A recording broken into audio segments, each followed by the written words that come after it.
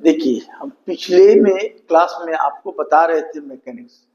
Mechanics में हम आपको बताए थे कि मैकेनिक्स का 3 पार्ट होता है, स्टैटिक्स, डायनेमिक्स और काइनेमेटिक्स। तो हम काइनेमेटिक्स में आपको बता रहे थे मोशन इन 1 डायमेंशन, 2 डायमेंशन और 3 डायमेंशन। ये सब हम बताए हैं आपको।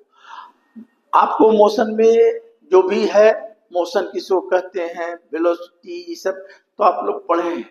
लेकिन आप देखिए, अभी 10 से 11 12 में इंटर किए हैं, तो जो भी टर्म है वो कैलकुलस के टर्म में आप जानिए। तो आपको हम पीछे बताए थे आपको कि देखिए, वेलोसिटी को हम लोग क्या बोलते हैं। देखिए, वेलोसिटी को बोलते हैं ds बाई डी टी, या लिख सकते हैं dx बाई डी टी या डी बाई डी टी। ये वेलोसिटी हो गया। एक्सेलरेशन को क्या बोले थे हम, कि एक्सेलरेशन को बोलते थे rate of change of velocity. इसको भी माने एक भी फार्मूला हो गया। या फिर ऐसे भी कर सकते हैं, मान लीजिए कि इसको डिफरेंशिएशन करते हैं तो डीवी बाई डी टी होता है, तो ये भी एक्सेलरेशन हो गया। तो इधर कर दिए डीवी बाई डी टी, तो इसको भी लिख सकते हैं तो d two s by d t square, ये भी एक्सेलरेशन हो गया। तो एक्सेलरेशन का कितना फार्मूला हो गया, तो देखिए ए बराबर डीवी बाई डी टी, एक कोई बोल दिया d two x by d t square. इसको भी चाहेगा तो ऐसे लिख सकता है, तो ये डी टी स्क्वायर हो गया। इसको भी लिख सकता है, तो एक्सेलरेशन इतना हो गया। ठीक है, एक्सेलरेशन किसको कहते हैं, तो rate of change of increase in velocity. और रिटार्डेशन किसको कहते हैं, माने रेट ऑफ माने डिक्रीज इन वेलोसिटी। अगर वेलोसिटी डिक्रीज करेगा तो मेन ये चीज आप समझ गए। अच्छा, आपको एक्सेलरेशन को बोलते हैं डी बाई डी टी। तो आप ऐसे भी एक और होता है एक्सेलरेशन का, तो देखिए एक्सेलरेशन का एक क्या होगा, तो एफ बराबर का होगा डी वी, अपने मन से डी एस दे दिए, यहां पर भी डी एस दे दिए, तो डी एस कैंसिल, तो क्या हो जाएगा, हम क्या लिखे, acceleration dv by d t लिखेंगे, नहीं डीवी बाई डी टी। ये फालतू किया डीएस बाई डी टी, माने डीएस इंटू डीएस। तो ऐसा करने से हम क्या लिखे, इतना को क्या बोले थे, अभी देखिए इतना को बोलते हैं बी, और ई हो गया डीवी बाई डीएस, आई हो गया भी। तो एक्सेलरेशन का एक फार्मूला और हो गया भी इंटू डीवी बाई डीएस। तो एक्सेलरेशन का देख लीजिए कितना फार्मूला हो गया, एक हो गया एक्सेलरेशन का डीवी बाई डी टी भी बोलते हैं। एक्सेलरेशन रहा तो d two s by d t s पर d two x by d t, मानी एक्स एक्सिस की ओर हो गया, बाई एक्सिस की ओर हो गया। ऐसा मतलब कहीं पर लिखा हुआ रहे आपको ऐसा। देखिए ये सब चीज नीट वगैरह में बहुत ज्यादा आता है, समझे, नीट के एग्जामिनेशन में बहुत आता है क्वेश्चन। तो अगर आप ये सब छोटा छोटा चीज आप ध्यान रखेंगे तो एक्सेलरेशन का देखिए क्या बोले, v to dv by d s, समझे। तो ये सब चीज होता है आपको, तो ये सब चीज दिमाग में बैठा लीजिए, समझे। अब रही सवाल कि आप मोशन का इक्वेशन जानते हैं, तो v बराबर क्या जानते हैं, u। देखिए पहला इक्वेशन है v बराबर u प्लस ए टी। तब मान लीजिए इसको प्रूफ करना है, तो देखिए ये सब प्रूफ आसान चीज है।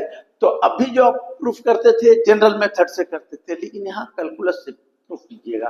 कैसे प्रूफ कीजिएगा, तो देखिए हमको प्रूफ करना है, तो एक्सेलरेशन को ए लिखिए या ए लिखिए।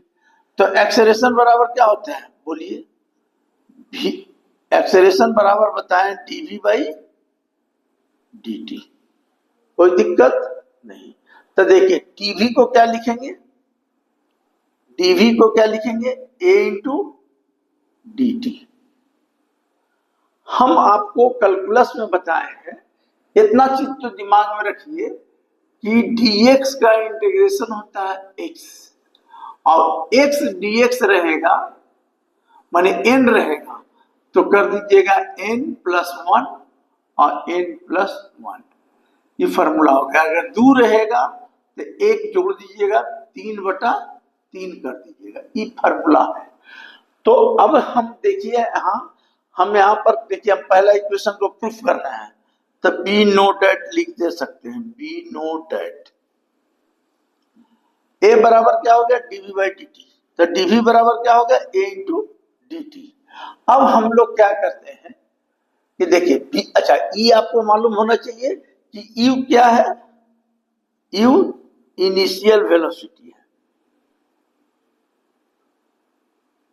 अब भी क्या है, फाइनल वेलोसिटी है, और ए क्या है, एक्सेलरेशन है।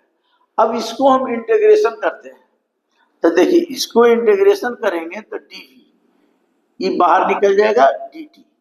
तो अभी हम dv को dx को x लिखते हैं, तो इसको क्या लिखेंगे, v, बगल में a इंटू टी। यहां पर अपने से जब इंटीग्रेशन निकल जाता है, इसलिए हम बोलते हैं ना कि मैथ अगर आपको पहले पढ़िए थे तो फिजिक्स ज्यादा समझ में आता है। इसलिए हम बच्चे को बोलते हैं कि सबसे पहले मैथ पढ़ लो, किसी के यहाँ भी पढ़ो।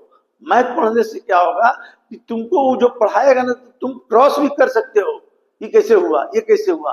अब यहाँ बच्चे क्या रहता है, 10 से पास करता है, ब्लैंक रहता है, उसको बताएगा तो ऐसा ठीक है। इसीलिए हम आप लोगों को बोलते हैं कि मैथ पर ज्यादा स्ट्रेस दीजिए। अब देखिए यहाँ पर ये क्या, भी, इसको ए इंटू डी टी को एक्स लिख दिया यहाँ। तो जब भी इंटीग्रेशन निकालते हैं तो लिखना पड़ता है कि where c is constant of integration, where, देखिए where c is constant of integration. अब इसका वैल्यू निकाला जाता है, तो कैसे नहीं, कहां से स्टडी कीजिएगा, तो स्टडी होता है यहां से। देखिए स्टडी होता है कि वेन t इक्वल टू 0, मेरा टाइम 0 है, तो हम यहाँ पर टाइम 0 है, तो इनिशियल भी मेरा यही है और फाइनल भी यही है, मतलब हमारा टाइम ही नहीं लगा, तो इनिशियल वेलोसिटी भी वही होगा और फाइनल वेलोसिटी भी वही होगा। तो t मेरा जब 0 होगा तो v बराबर का होगा u, माने इनिशियल फाइनल सेम होगा। तो इसमें बैठा के देखिए, ये बैठा है इसमें, तब v की जगह u कर दिए a, और t 0 प्लस c, तो c का मान कितना आ गया, c का मान आ गया u। अब c का मान u आया तो इसमें बैठाओगे तो क्या आ जाएगा, v बराबर u प्लस 80। ये प्रूफ हो गया, समझे, ये प्रूफ हो गया। तो ये सब सीबीएसई में हो सकता है दे, तो ये सब खाली ध्यान रखिए, मतलब ये ऐसा होता है, समझिए। तो एक चीज बता दिया, कहां से, कि ए बराबर डी बाई टी टी। अब दूसरा इक्वेशन क्या होता है, देखिए दूसरा इक्वेशन होता है क्या, दूसरा आप पढ़े हैं क्या, देखिए दूसरा पढ़े हैं, देखिए वी स्क्वायर, देखिए वी स्क्वायर बराबर यू स्क्वायर प्लस 2s, ठीक है। अब ये जो होता है, अब इसको प्रूफ करना है, तो देखिए इसको प्रूफ करने के लिए अभी हम लिए थे ए बराबर, अब भी क्या कीजिए, ए बराबर कौन लीजिए, ए बराबर ई वाला ले लीजिए, तो आपका बन जाएगा। तो यहां पर लिख दीजिए बी नोट एट ए बराबर v d v by d s, ठीक है। अब देखिए इसको इधर कर दीजिए, तो ए डी एस बराबर वी डी वी, फिर इंटीग्रेशन कर दीजिए, ए बाहर कांस्टेंट में मतलब एक्सेलरेशन जो होता है बाहर निकल गया, ई टी एस हो गया, ये क्या हो गया, इसका इंटीग्रेशन वी डी वी। तो हम बोले थे कि एक रहेगा, अगर एक रहेगा मतलब एक्स डी एक्स रहेगा, तो इसका इंटीग्रेशन एक रहेगा तो एक्स स्क्वायर बाई 2 होगा, तो इसका क्या हो जाएगा, बताइए इसका क्या होगा, इसका हो जाएगा वी स्क्वायर बाई 2 इंटीग्रेशन, इसका क्या होगा, अभी हम बताए थे dx का x, तो ds का क्या हो जाएगा a इंटू एस, ये हो गया v square by 2 plus c देना है, मतलब c देना का मतलब क्या है, कांस्टेंट ऑफ इंटीग्रेशन देना है। फिर स्टडी कीजिए कांस्टेंट ऑफ इंटीग्रेशन। तो कांस्टेंट ऑफ इंटीग्रेशन कैलकुलेट करने के लिए क्या लिखेंगे, व्हेन t इक्वल टू 0। तो t इक्वल टू 0 तो v बराबर का होगा u, मतलब हमारा टाइम नहीं है, और दूरी भी क्या होगा, दूरी भी 0 हो जाएगा, क्योंकि दूरी भी तो नहीं चलेंगे जब टाइम 0 है, मतलब स्टार्टिंग नहीं है, तो 0 हो गया। अब इसमें बैठाइए, तो देखिए ये क्या होगा, देखिए यहां पर बैठा रहे ए एस,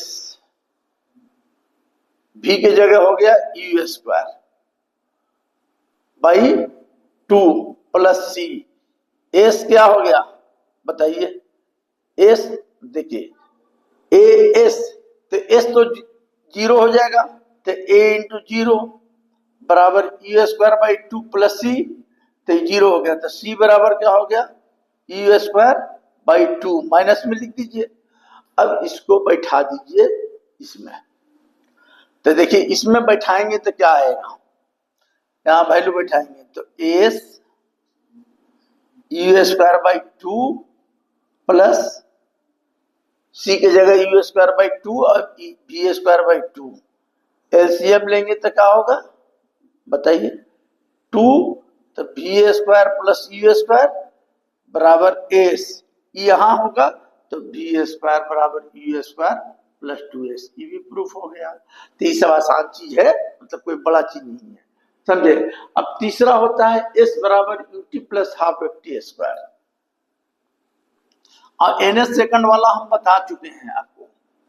अब देखिए अब क्या होगा, अब देखिए अब कहता है क्या कि तीसरा होता है, तो देखिए तो आप अपने लिख दीजिएगा v बराबर क्या होता है ds बाई dt, हमको प्रूफ करना है s बराबर ut plus half F T square, ठीक है।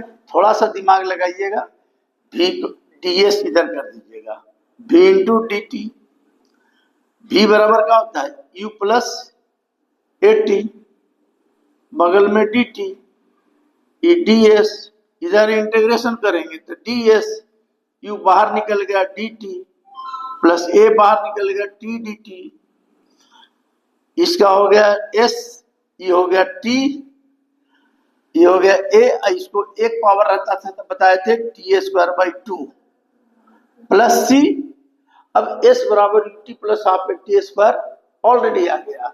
अब यहां भी स्टडी करो, तो वेन t इक्वल टू 0 तो v बराबर u, s बराबर 0, तो e 0 u बराबर v होगा, लेकिन t 0 है तो e 0 e 0, तो c बराबर का हो जाएगा 0, तो इसमें बैठाओगे तो क्या होगा s बराबर t plus half F T square. और एक बताया है distance travel by body ns second में, तो वो भी हम बता दिए। तो ये सब चीज आप थोड़ा सा ध्यान दीजिएगा, समझे।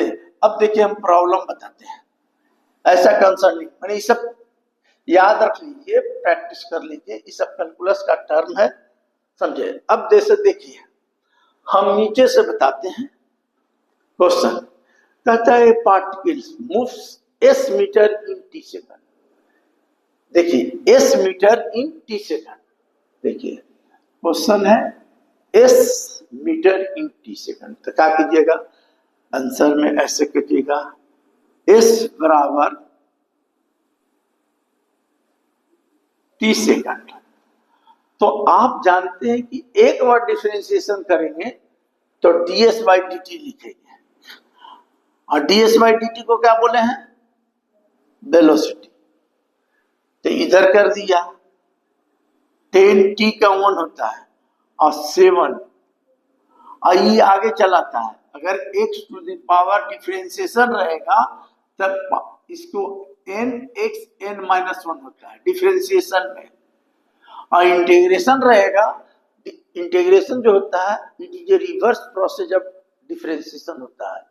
तो अगर मान लीजिए इसका इंटीग्रेशन कर देगा तो याद रखिएगा x n plus 1 divided by n plus 1 कर दीजिएगा, माने x स्क्वायर रहेगा dx, तो क्या कीजिएगा x 3 बाई 3 कर दीजिएगा।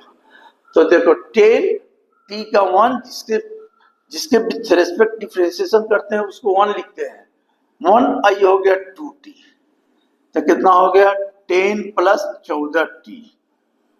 ठीक है, पूछ रहा है क्या what is velocity after 12 second, velocity पूछ रहा है, तो वेलोसिटी तो निकल गया, तो वेलोसिटी आफ्टर कितना पूछ रहा है 12 सेकंड, तो वेलोसिटी निकल गया 12 सेकंड, तो 10 प्लस 12 इंटू 12 सेकंड बैठा दिए, जो भी मल्टीप्लाई करके आएगा उतना में मीटर पर सेकंड लिख दीजिएगा, खत्म। आसान है ये सब चीज, समझे। अब कहता है कि फाइंड एक्सेलरेशन,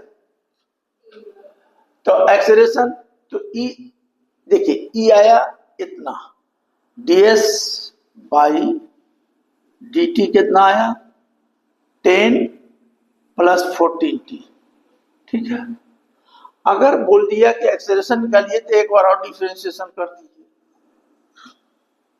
तो एक बार और डिफरेंशिएशन, कांस्टेंट टर्म का डिफरेंशिएशन 0 होता है, और 14 और t का बताए 1, तो एक्सेलरेशन क्या होगा 14 मीटर पर सेकंड स्क्वायर, जो इसका यूनिट होता है। ये हो गया। तो हाँ, ये सब हिसाब आता है, बड़ी आसान है, ये सब दिमाग में बैठाइएगा। अभी देखिए ये हो गया। अब दूसरा देखिए, दूसरा क्या है, दूसरा क्या है,